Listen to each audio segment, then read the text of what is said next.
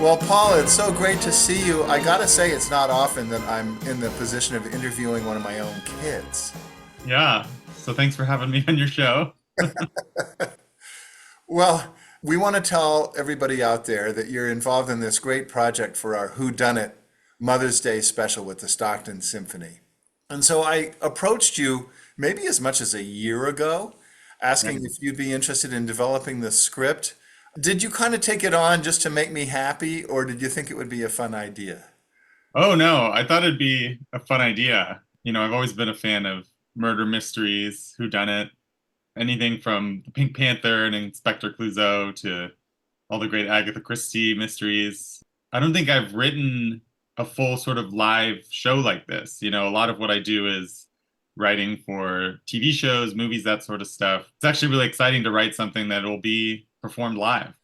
And within the category of murder mysteries, I think you've been especially interested in film noir. Yes. And it's such a specific style. You've got your dramatic lighting, your windows, all the light coming through there. You got your lead detective. I went on a whole kick trying to watch basically every film noir movie I could find. There's some good ones out there and some really confusing ones out there. I had told you kind of the whole general concept of what this show might be like. And at that point, we hadn't even yet involved my partner in the duo detective team, Roberto Perlas Gomez.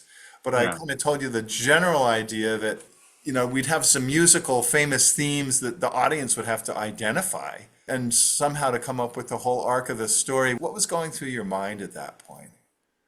Well, I have to give a lot of credit to you for having this idea of these two characters, having an accomplice. That's such a fun way to both build a relationship for the story and then also get across certain information to an audience.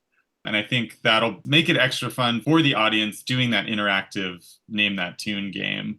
I think that's why so many people are drawn to the mystery genre in general, feeling that sense of agency. Can you guess what's happening? Can you solve the mystery yourself? Can you find clues or piece it all together?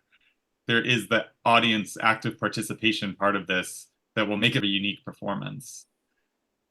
At what point did you come up with all the ideas for who did it, what the murder weapon was, all that kind of stuff?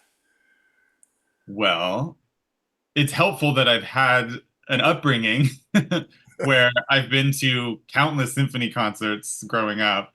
There's a certain familiarity with the venue and a lot of the major players that you'd see on stage at a symphony concert.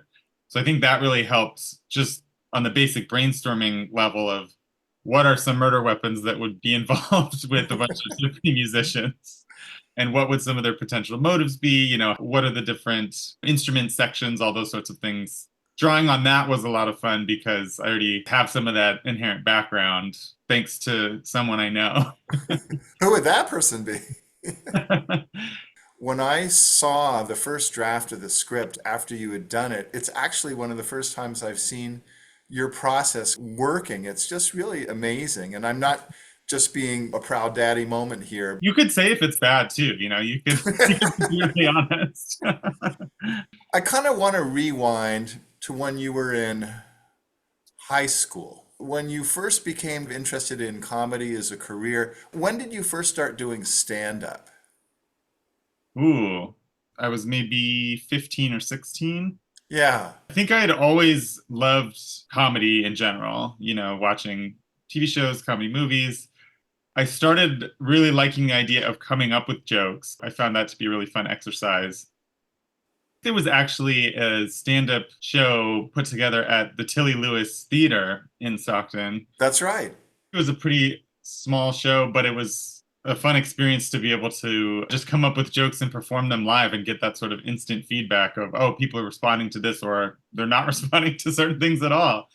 I'll say personally, I think I realized over time that I have more fun behind the camera or, off stage, if you will, coming up with jokes and story, less so the actual performing part of it. Maybe that dates back to a certain traumatic experience I had playing Peter Rabbit in a kindergarten play one time. But yeah, I think stand-up comedy is always something that has been helpful because there's a certain sort of learned experience of not only can you come up with something fun, but like how will that play on stage to an audience? So, why don't you tell all the folks out there some of the projects that you've been involved with? Well, I think going back a little further, I was lucky enough to get to work on a lot of different sort of TV and film projects in various capacities as either an assistant, locations manager, director's assistant, all sorts of different roles. So I actually got to work on Marvel's Ant-Man movie, which was amazing because you see, how does a $200 million movie get made? And you see how every department works. From there, I got hired by Disney to write a pilot for them. And I subsequently worked for a lot of different networks and streaming platforms. The brutal reality of the Hollywood business is you write a lot of things. Sometimes you'll sell a pitch, sell a script. Not everything makes it to air. Even had, sadly, the experience of I created a show for a streaming platform that is no longer with us. We actually produced the whole thing, and then a week before it was set to go up on their platform, we got the call from the executives that the whole business was going under. Wow. That was an awkward call to get. But yeah, from there, I've also gotten to work on some great stuff that has made it out there. I've worked on an animated show for Amazon called Danger and Eggs. I worked for a show that's now on Amazon called Wayne, and worked for Sony, sold a bunch of pitches and things. I'll say the business has really changed in the last few years. During the pandemic, so many shows essentially had to halt production. It's gotten a little better since then, except then, yeah, we did just have massive writer strikes, SAG strikes. Many good gains were made in those negotiations, but inherently, I think the business has changed and sort of slowed down a little bit.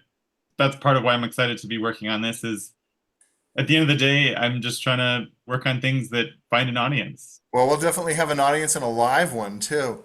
Yeah. Now, a lot of the projects that you just mentioned were done very much in conjunction with, in partnership with your wife, Sophie. You even met, at the USC Film School. What's it like working on a project like that with your spouse? It's great because we get all of our arguing out in a creative arena. We can have arguments like, well, your character definitely didn't clean up the dishes in that scene. But no, I think it's been actually really fulfilling because it's nice to have someone to bounce ideas off creatively, especially with comedy. It's really helpful just to get that instant reaction of, is this joke funny? Does this line play? Having two minds has been fun and often better than one. Well, circling back to Whodunit, there are some mystery shows where there's no possible way that you would know who did it and what the motive was and how it was accomplished until the end of the show. And there are other shows that drop little clues along the way and you're almost able to figure it out, but maybe not quite towards the end. What's your style? What has been your preference? Some writers or authors do sometimes lean toward the surprise factor of, can I surprise everyone so no one will be able to guess exactly what happened? Or there are some people who lean more in the camp of, can I basically have a compelling mystery? Maybe you don't know all of the details, but it feels like sort of an emotionally compelling mystery at the end. And I think I lean more toward that second camp a little bit where, there might be some really expert sleuths out there in the audience who are able to piece it all together and maybe have their own theories, which we welcome. That's part of the fun.